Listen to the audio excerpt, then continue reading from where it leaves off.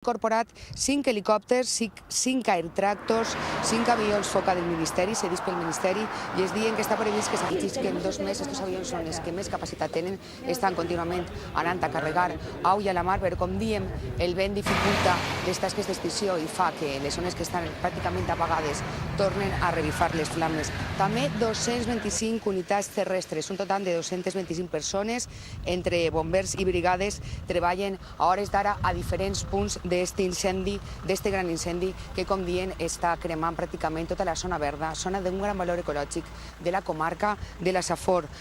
Des de divendres que es va iniciar este incendi a les 11:30 de la nit a Simat de la Valldigna, un altre dels municipis afectats i on es va originar aquest incendi, com diem, 1.800 hectàrees cremades. Una zona depinada i d'un gran valor perquè és zona boscosa, un pulmó verd de la comarca. El massís de Mondúber totalment calcinat. El poquet que quedava d'este massís està totalment calcinat. Els morts de la Mar Xuquera estan cremant-se. I 600 persones desallotjades d'un total de 6 urbanitzacions que encara no han pogut tornar a les seues cases.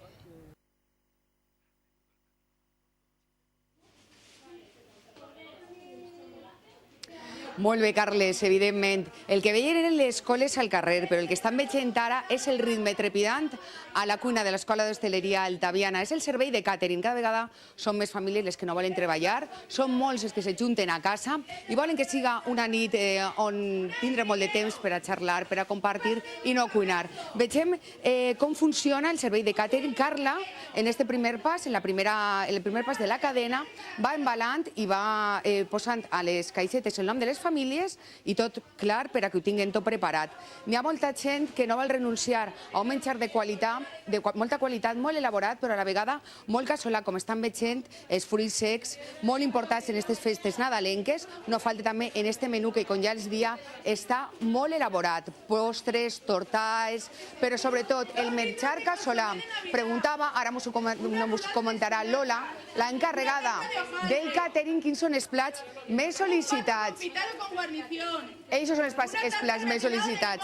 Lola està també per així. Lola, per favor. De chocolate y caramelo. Lola és l'encarregada de càtering d'Altaviana i ens voldria que ens comentares quins són els plats més sol·licitats. La gent demana menjar casolà. No vol renunciar a la tradició, però sí un poc de sofisticació que evidentment li doneu vosaltres als plats. Bueno, este año el plato más solicitado es, como todos, el pavo relleno. Y luego las pechugas rellenas de foie y puré de castañas también ha tenido muchísima aceptación. El pato confitado con salsa de naranja también, y el cordero lechal. Nunca falla el cordero lechal y este año además era muy tierno y hemos tenido también una gran demanda. Lola, a 7 hores, jo diria aproximadament, del sopar més important de l'any, junt en el de cap d'any, així ho estem veient. El ritme és trepidant, neuròtic. Fins a quina hora aneu a estar treballant avui? Bueno, la verdad es que nosotros anoche estuvimos trabajando, pues yo hasta las 4 de la mañana, mi personal la verdad es que a las 10:30 ya se fue a descansar para hoy poder llevar un ritmo más relajado. Y es que, claro, esta noche todo el mundo tiene que estar cenando, no se puede decir tú cenas hoy, otros que vengan mañana, esta noche es para todos. Entonces hemos procurado pues que todo el mundo pueda tener pues el pedido que ha hecho, y que además lo pueda tener reciente. Por eso también el ritmo es más trepidante, ¿no? Porque queremos que nuestros clientes puedan cenar pues con platos recién realizados. Clar, vora 200 encàrrecs me diu que ho tinc per esta nit de Nadal i molta gent que se reuneix o molta gent a casa, per això és molt pràctic este servei. Una llàstima que no pugui notar l'oloreta, perquè la veritat és que tot té molt bon aspecte i també fa molt bona oloreta. Això és tot des d'ací, des del servei de càtering d'Altaviana.